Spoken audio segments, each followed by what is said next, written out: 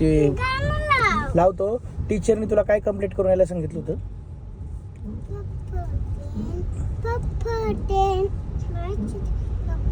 तुला या स्कूलला टाकायचं बरं का, पोदार लिहिले बघ वर.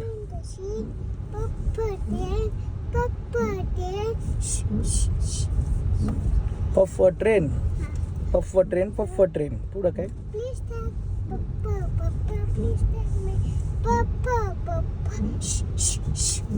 हा सगळी येते रे तुला.